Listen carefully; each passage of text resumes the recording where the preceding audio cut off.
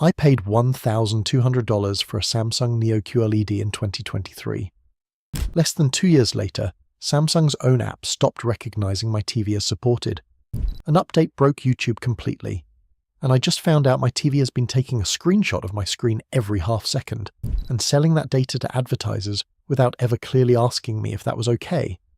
That's a real experience, shared by a real Samsung TV owner on a Samsung community forum, and it is far from the only one. Here's what makes it especially sharp.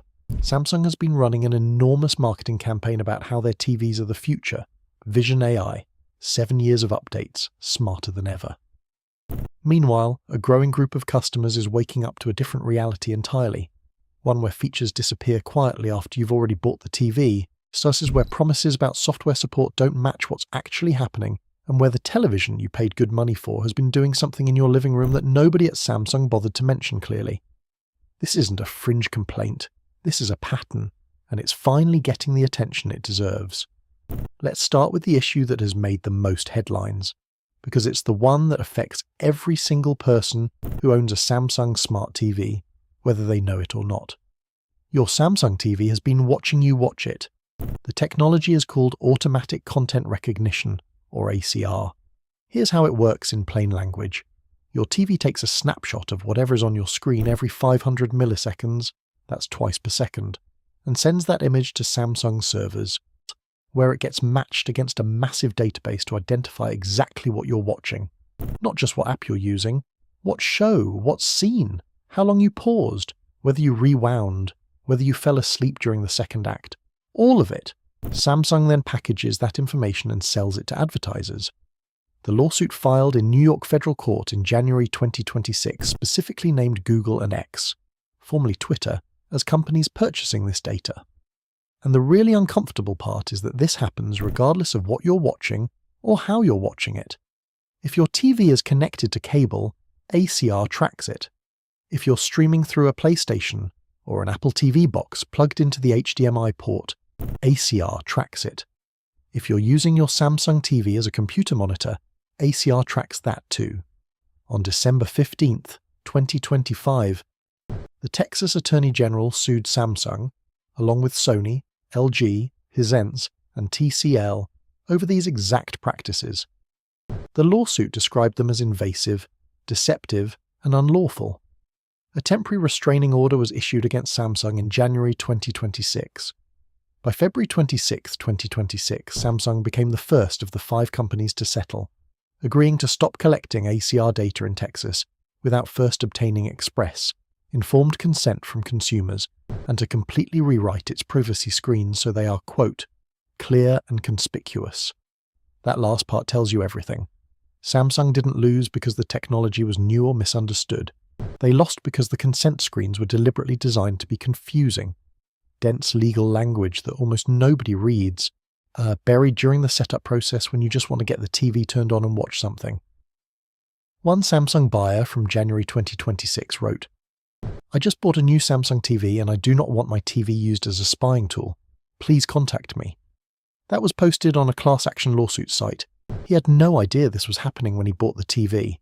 Now, to be fair and accurate, the settlement only applies in Texas.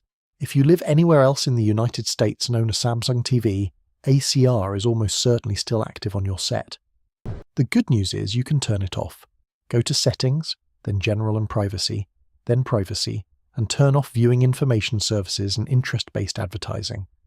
Samsung calls this limiting data use, not stopping collection entirely. So read that however you'd like. The second issue is one that quietly burns Samsung owners who bought premium televisions in 2022 and 2023, and it involves a promise Samsung made very publicly, then struggled to keep. In the summer of 2024, Samsung made a big announcement. Their TVs would receive 7 years of free software updates, a complete reversal of years of practice where Tizen, Samsung's smart TV operating system, would barely get updated after you bought the TV.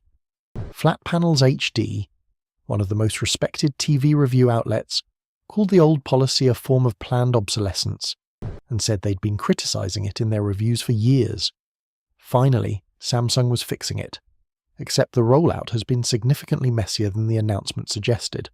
The highly anticipated Tizen 9 update rolled out to 2024 Samsung TVs in mid-2025, and when it arrived, it broke YouTube on a number of sets. Owners of 75-inch Samsung QN95D TVs reported that the YouTube app simply stopped working entirely after installing the update.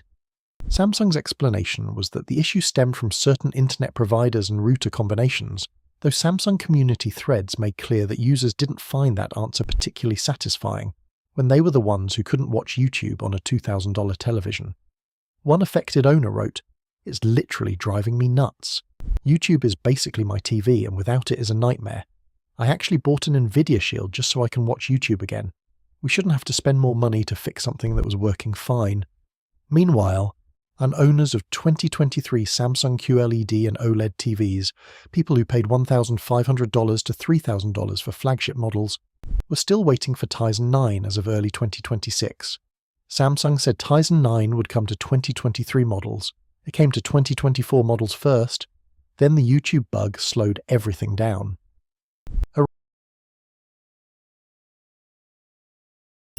Neo QLED wrote plainly, "I'm still waiting for Tizen 9 to arrive on my 2023 TV, and I'm far from alone." And he was writing that in January 2026 at CES, while Samsung was on stage announcing all the exciting new features coming to 2026 TVs. The analogy that comes to mind is a landlord who promises to renovate your apartment, fixes the apartment next door first, breaks something in the process, and then shows up at a trade show to announce a brand new building while yours still doesn't have hot water. 7 years of updates is a genuinely good commitment, and Samsung deserves credit for making it.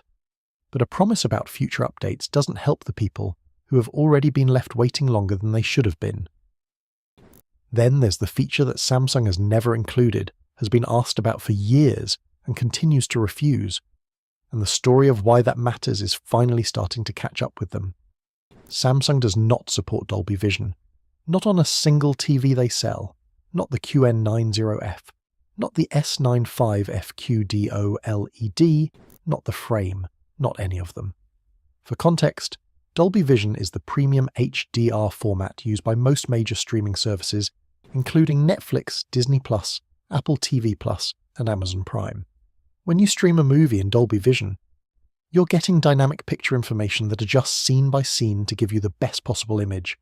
Every other major TV maker, LG, Sony, Hisense, TCL, Philips, Panasonic, supports Dolby Vision. Samsung refuses to because they co-created a competing format called HDR10+, and they've made a business decision to push that format instead. Here's the real-world consequence. If you buy a Samsung TV and watch Dolby Vision content on Netflix or Disney+, you're watching that content in a lesser HDR format than what it was mastered in. You may not notice on a lower-end TV. On a $2,000 QDO LED, you likely would, and you're definitely not getting what you paid for in terms of the source material's quality. The defense Samsung and its supporters make is that HDR10+ is improving, and that Netflix added HDR10+ support in March 2025, which is genuinely good news for Samsung owners. But here's the uncomfortable counter-argument. Dolby Vision has been the industry standard for a decade. The content library is enormous, and now Dolby has announced Dolby Vision 2, which TCL, Hisense, and Philips are all supporting in 2026. Samsung isn't. LG isn't either, we covered that in our last video, but at least LG supports the original standard. One Samsung community member, after buying a S90 COLED, wrote, "I've been buying Samsung TVs for 15 years. This is the last one. Extremely disappointed. Will never recommend to friends." Another posted, "Samsung, you have to introduce Dolby Vision. This is ridiculous. DV is taking off and your lack of support does nothing but hurt your customers." Samsung's position is essentially that they're refusing to pay Dolby's licensing fee, reportedly around $3 per TV, and betting that HDR10+ will catch up. For a company reporting TV segment profit margins of around 7%, that may make sense on a spreadsheet.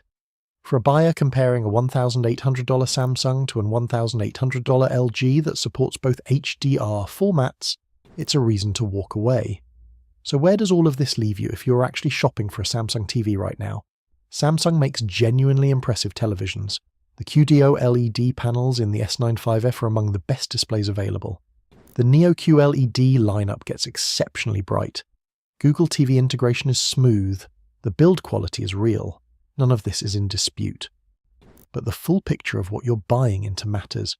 You're buying a TV that has been actively collecting your viewing data and selling it to advertisers without making that clear. And while Samsung has settled in Texas, the settlement doesn't automatically extend everywhere else. Turn off ACR. The steps are above, and we'll put them on screen now. Do it today. You're also buying a TV that does not support Dolby Vision, has never supported Dolby Vision, and shows no meaningful signs of ever supporting Dolby Vision. If you watch a lot of Netflix, Apple TV Plus, or Disney Plus, you will be watching Dolby Vision content in a lesser format than competing TVs at the same price point can deliver. And if you bought a 2023 Samsung TV, particularly a premium OLED or Neo QLED model, you're owed software updates that have been significantly slower to arrive than Samsung's promotional language suggested they would be. That may improve, but waiting a year for a promised update on a television you paid $2,500 for is not a small thing. The short version is this. Samsung TVs are some of the best-looking sets you can buy, sold by a company that has developed several habits that work against the people buying them. Some of those habits are changing, slowly, and sometimes only under legal pressure. If you already own a Samsung TV, disable ACR right now. Be patient on the software update front and consider a streaming device like a Roku or Apple TV 4K if the Dolby Vision gap bothers you. If you're deciding between Samsung and a competitor at the same price, ask yourself which of these issues affects how you actually use your TV and shop accordingly. Here's the question I want to put to you. Did you know your Samsung TV was collecting your viewing data? And if you didn't, does that change how you feel about the brand? Let me know in the comments. I actually want to know. If you want someone to tell you the full story before you spend real money on a television, not just the headline specs, but all of it, subscribe. That's the whole point of this channel.